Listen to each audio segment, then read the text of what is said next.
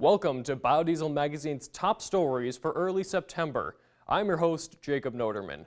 Before I get started, I'd like to say a few words for this week's sponsor, D3 Max LLC. The D3 Max process employs patented state-of-the-art technology to convert both 5 and 6 carbon sugars in wet cake to cellulosic ethanol. Starch, cellulose, xylose, and arabinose are all converted to cellulosic ethanol with higher yields, lower energy consumption, and lower capital cost per gallon than other cellulosic ethanol producers. D3 Max also allows you to increase your corn grind by 20% or more and increase corn oil recovery by 50%. Contact us today to learn how D3 Max can make your plant more efficient and increase your bottom line. Visit d3maxllc.com. The comment period for the U.S. EPA's latest renewable fuel standard proposal closed August 31st, and biodiesel advocates, including the National Biodiesel Board, the Iowa Renewable Fuels Association, and the Iowa Biodiesel Board, told EPA its current proposal to cut advanced biofuels in 2018 and stall biomass-based diesel volumes in 2019 run counter to Congress's intent. The groups called on EPA to raise those volumes, assuring the agency that the U.S. biodiesel industry can continue to outperform any demand target set.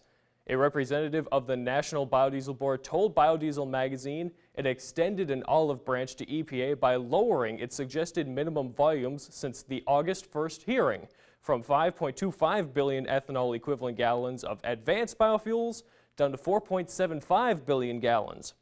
And from 2.75 billion gallons of biomass-based diesel to 2.5 billion gallons.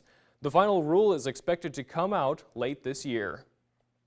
In the ongoing biodiesel trade dispute between the U.S. and Argentina and Indonesia, the Commerce Department has found in favor of the U.S. biodiesel industry in its preliminary anti-subsidy ruling.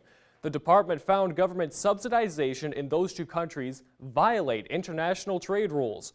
U.S. importers of biodiesel will have to pay cash deposits up to 64% for biodiesel from Argentina and up to 68% for biodiesel from Indonesia.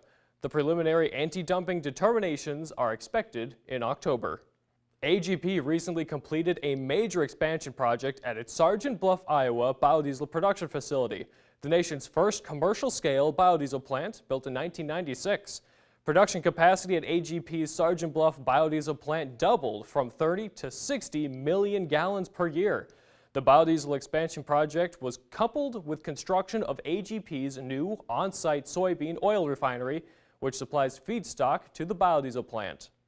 In India, Universal Biofuels, a subsidiary of Amadeus, has completed construction of initial enzymatic process equipment and has obtained regulatory approval for the production of enzymatic biodiesel at its plant in Kakinada.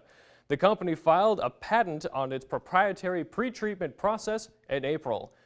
In other biofuel news, D3 Max signed a contract for the design of its first commercial corn fiber to ethanol processing plant to be built at Ace Ethanol in Stanley, Wisconsin, where successful pilot trials of the process were performed. D3 Max, a technology company formed by BBI International, signed a contract with Advanced Biosystems for a full-scale D3 Max design integrated with Ace Ethanol. To view these stories in their entirety or for more news, features, or data from the most respected and viewed biodiesel site in the world, visit biodieselmagazine.com. See you next time.